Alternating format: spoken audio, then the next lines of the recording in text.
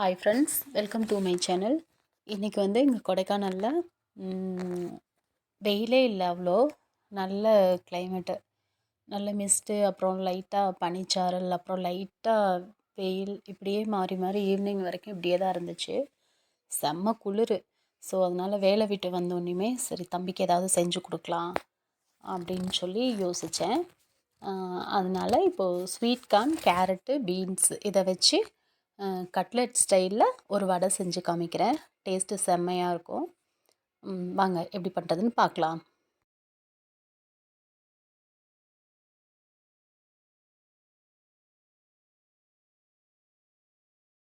உங்களுக்கு எவ்வளோ தேவையோ அவ்வளோ குவான்டிட்டியை நீங்கள் எடுத்துக்கலாம்.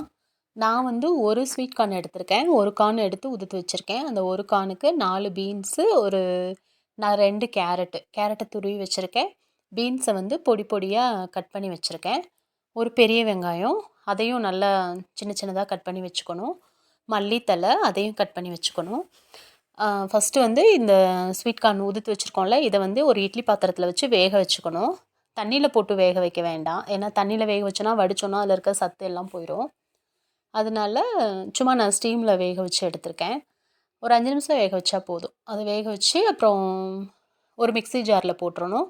போட்டுட்டு அதோட கொஞ்சம் மிளகு சேர்த்துக்கலாம். அந்த காரத்துக்கு மிளகு சேர்த்துட்டு அரைச்சிடணும். நல்லாவே அரைச்சிடணும், தண்ணி விடாமல் அரைச்சிடணும்.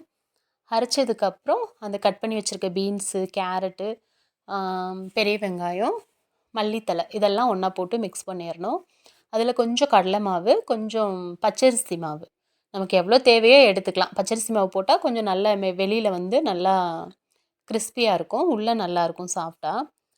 அப்புறம் இது மிளகாத்தூள், கரம் மசாலா, அப்புறம் மஞ்சத்தூள், அப்புறம் இஞ்சி பூண்டு பேஸ்ட்டு, இதெல்லாம் போட்டுக்கணும்.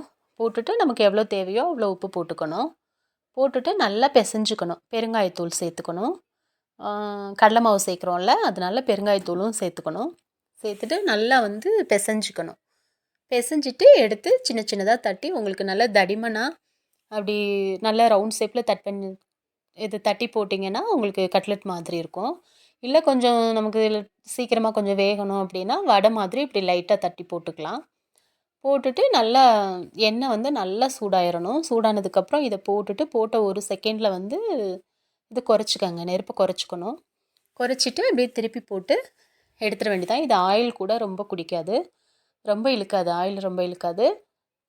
பெரியவங்களும் சாப்பிட்லாம். சின்ன பசங்க ஸ்வீட் கார்ன்னால் நம்ம நார்மலாக வேக வச்சு இல்லை சுட்டு சாப்பிடுவோம். கொஞ்சம் லெமன், மிளகாத்தூளெல்லாம் போட்டு அப்படி சாப்பிடுவோம். எங்கள் கொடைக்கானலில் ஆனால் அப்படி தான் கிடைக்கும் வெளியிலலாம். அப்படி சாப்பிடுவோம். அது எல்லோரும் அந்த உதுத்து அப்படி அதை எடுத்து சாப்பிட்றதுக்கு யோசிப்பாங்க. பெரியவங்கள்லாம் சாப்பிட கஷ்டப்படுவாங்க. அதனாலேயே நிறைய பேர் சாப்பிட மாட்டாங்க.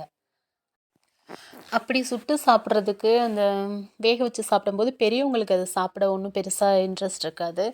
நம்ம இது மாதிரி வேக வச்சு உதுத்து வேக வச்சு இப்படி வடை மாதிரியோ இல்லை ஒரு கட்லெட் மாதிரி இந்த மாதிரி செஞ்சு கொடுக்கும்போது உண்மையிலே ரொம்ப விரும்பி சாப்பிடுவாங்க. பெரியவங்களும் சாப்பிடுவாங்க, சின்ன பசங்களுக்கும் ரொம்ப பிடிக்கும்.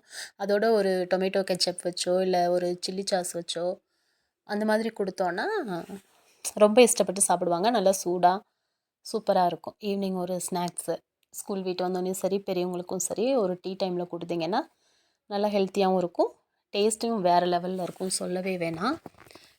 நீங்கள் ஒரு டைம் ட்ரை பண்ணி பாருங்கள் ஃப்ரெண்ட்ஸ்.